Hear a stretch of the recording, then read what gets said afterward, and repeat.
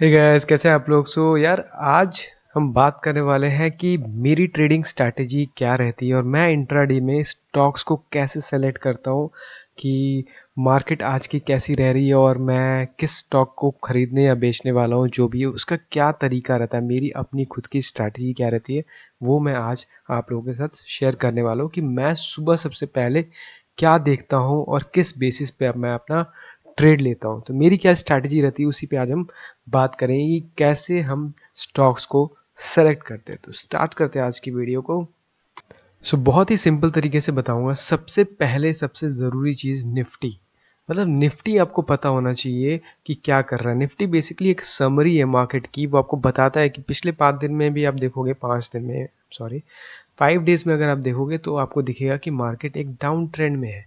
अब उसका रीज़न कुछ भी हो सकता है, ट्रम्प का टैरिफ का अनाउंसमेंट होने वाला है या जो भी XYZ रीज़न, उससे हमें हमें न्यूज़ पे नहीं जाना। हमें सिर्फ ये पता होना चाहिए कि मार्केट का ट्रेंड क्या है पिछले 3-4 दिन से। पहली चीज़ ये। फिर सुबह मार्केट गैप अप हो रही है या गैप डाउन हो रही है। अगर तो मार्केट गैप डाउन हो रही है, इस तरीके के यहाँ पर है कि सुबह ही मार्केट फिर से उसी ट्रेंड, जो पिछले 4-5 दिन का ट्रेंड है, उस डायरेक्शन में है कि मार्केट उस दिन भी नीचे की साइड है, तो फिर हम कैसे ट्रेड करेंगे और स्टॉक्स कैसे सेलेक्ट करेंगे। ये दोनों चीज़ें अलाइंड होनी चाहिए। एक कि पिछले 3-4 दिन का ट्रेंड क्या है, मार्केट डाउनवर्ड्स जा रही है निफ्टी, और सेम डे पे मार्केट क्रैश करनी चाहिए। ये दो चीज़ें जब आपकी हो जाएगी, ये दोनों स्टेप्स आपके जब अलाइन हो, तो तीसरा स्टेप आता है, वो मैं अब आपको बताता हूँ। तीसरा बहुत ही सिंपल स्टेप है। आपको कुछ नहीं करना, आपको गूगल पे जाना है और यहाँ पे डालना है investing.com। investing.com का पेज ओपन करना है। investing.com ओपन हो जाए, उसमें आपको यहाँ पर टॉप लेफ्ट कॉर्नर पे यहाँ पर दिख रहा होगा मार्केट्स, ये शेयर्स लिखे हैं, इसके ऊपर मार्केट्स। तो उस मार्केट पे आप जब ले जाओगे अपने कर्सर को, तो वहाँ पे दिखेगा फॉरेक्स, कमोडिटी, इंडिसेस, शेयर्स। आपको इस शेयर के ऑप्शन में जाकर ट्रेंडिंग ट्रेंडिंग स्टॉक्स पे क्लिक कर देना है। और जैसे आप ट्रेंडिंग स्टॉक पे क्लिक करोगे, तो सुबह की बात बता रहा हूँ मैं, जब मार्केट ओपन हो जाएगी, पहले 15 मिनट के बाद या 30 मिनट्स वेट करने के बाद आप जब ओपन करोगे, तो आपको यहाँ पर टॉप ट्रेंडिंग स्टॉक्स दिख जाएंगे कि जिनमें सबसे ज़्यादा वॉल्यूम हो रहा है। यहाँ पे आप देख सकते हो 8 मिलियन, मतलब 80 लाख स्टॉक्स की जो क्वांटिटी है वो एक्सचेंज हुई है, ट्रेड हुई है। रिलायंस देख देख सकते हो 9 मिलियन। ये तो अभी मैं दोपहर में 3 बजे के करीब बना रहा हूँ, बट सुबह भी रिलायंस हमारे टॉप हिट लिस्ट में था।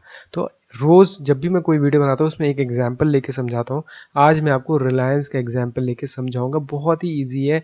और एक चीज़ और, मार्केट अगर गिर रही है, मार्केट अगर नेगेटिव हो रही है, नीचे की साइड क्रैश हो रही है, तो सिर्फ बाई करके भी पैसा नहीं कमा सकते, आप सेल करके भी पैसा कमा सकते हो। उसका भी मैं आपको तरीका बताऊंगा। इसमें भी ज़्यादा आपको कैपिटल नहीं चाहिए होता है, छोटे कैपिटल से भी आप कैसे कर सकते हो, वो मैं अभी आपको बताने वाला हूँ। तो आपको ये समझ में आ गया कि यहाँ से आपको टॉप 10 दिख गया। मान लो भी हम रिलायंस का एग्जाम्पल लेते हैं, जो कि सुबह करीब ½ % के आसपास डाउन था।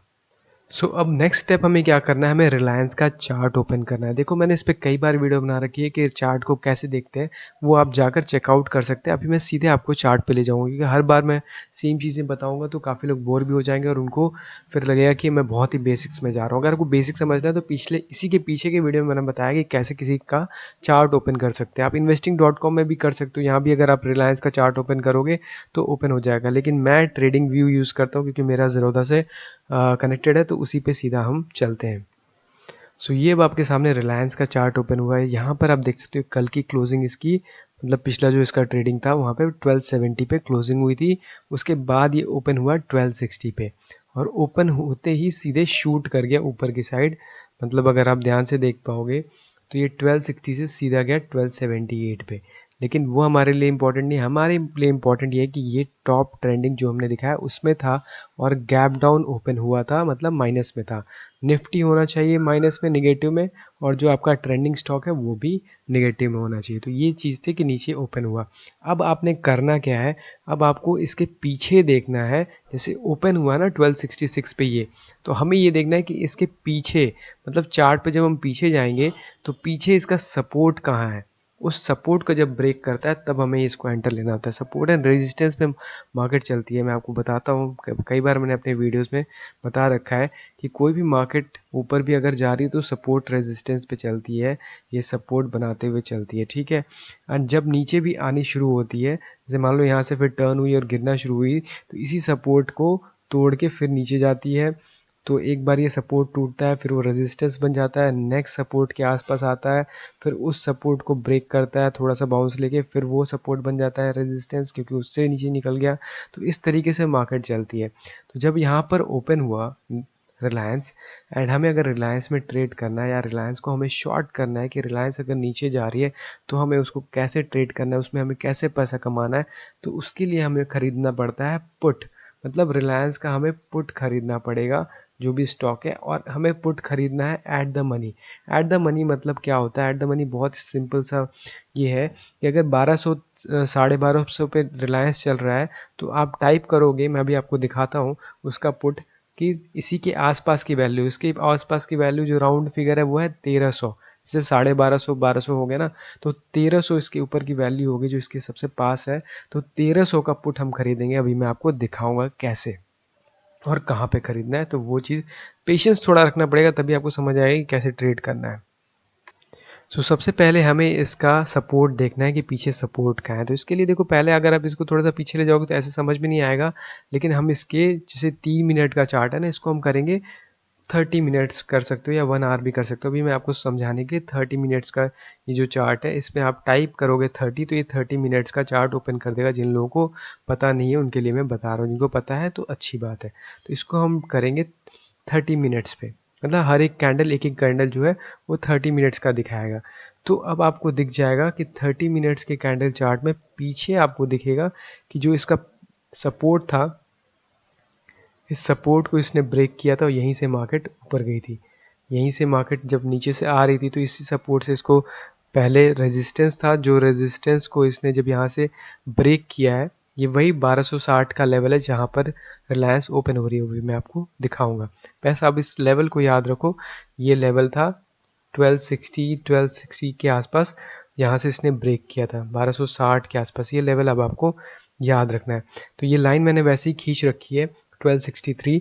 अब इसी जगह पे आप देखोगे, जब इसको हम जो चार्ट है इसको हम जब कन्वर्ट करेंगे इंट्राडे में, तो इंट्राडे में अब आप देखोगे तो ये जो रिलायंस का ओपनिंग था वो उसी लेवल पे आप देखो 1260 पे, और ओपन होते ही ओपन इक्वल टू हाई बना दिया, मतलब ओपन होते ही मार्केट सीधा ऊपर शूट कर गई। अब हम समझ गए कि मार्केट यहाँ से ऊपर गई।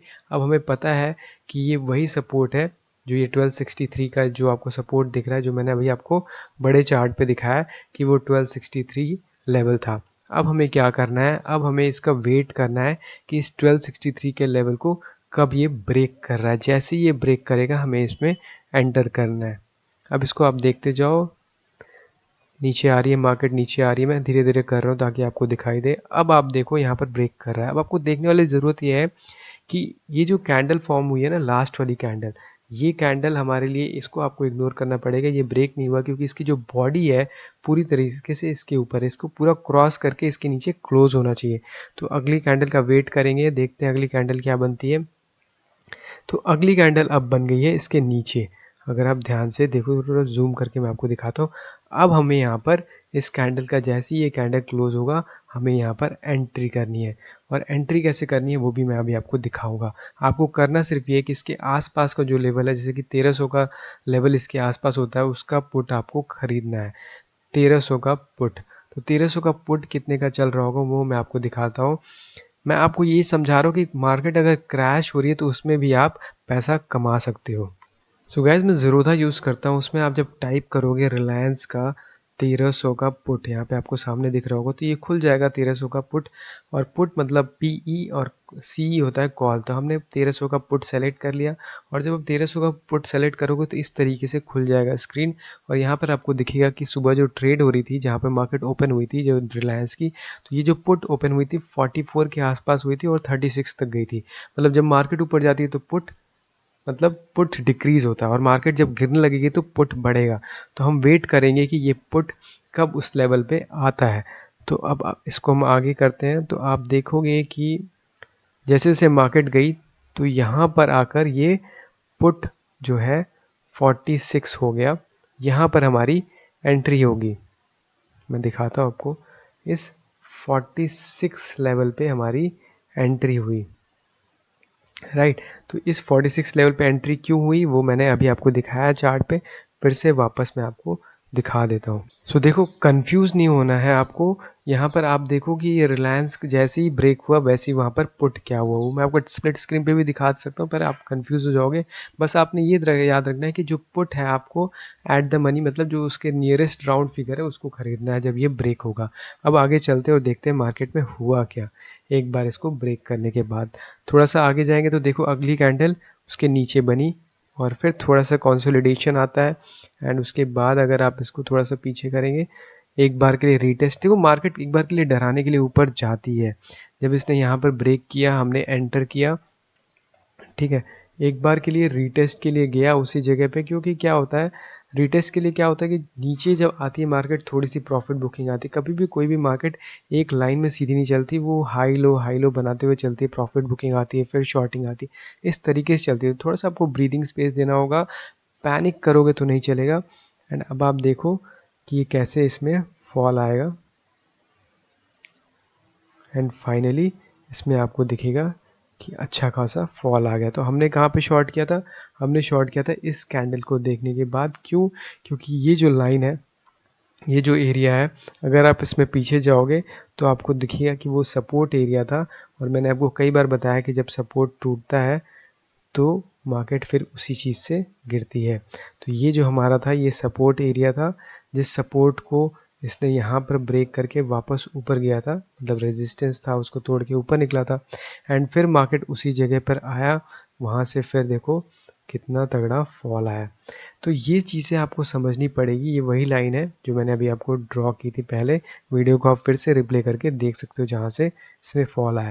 तो ये तरीका होता है जैसे मैं सेलेक्ट करता हूँ, हर एक वीडियो में मैं ये एग्जांपल डालता रहता हूँ कि कैसे आपको सेलेक्ट करना है। कि जैसे ही वो ब्रेक हुआ आप वेट करो कि कैंडल क्लोज हो जाए। देखो कैंडल क्लोज होना चाहिए, कैंडल का बॉडी फुल होना चाहिए, मतलब कैंडल आप देखो कितना अच्छा बना है।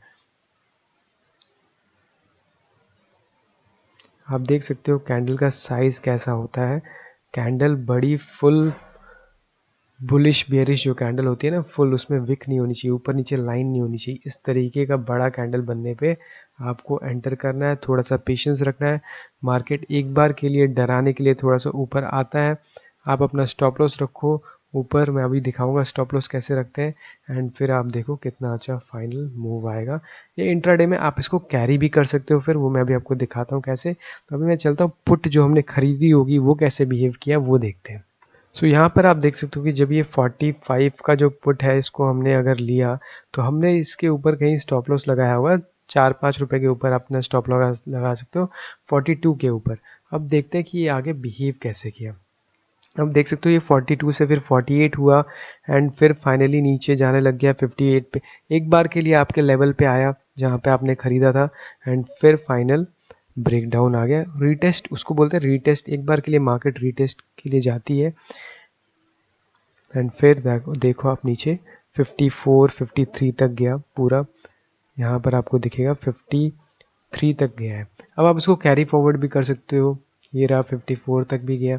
तो ये तरीका होता है मार्केट को ट्रेड करने का। अब क्या करना है आपने, अगर आप 50% यहाँ पर बुक कर लेते हो, बाकी 50% आप इसके ऊपर अगर गैप अप हो जाती है अगले दिन, तो आप जैसे ही गैप अप हो आप इसको एंड मार्केट ऑर्डर में मार के इसको एग्जिट भी कर सकते हो, राइट। या अगर 3 बजे के करीब इसके ऊपर चली जाती है तो आप एग्जिट कर दो, तो आपको लॉस नहीं होगा, 50% तो आपने प्रॉफिट ले ही लिया है।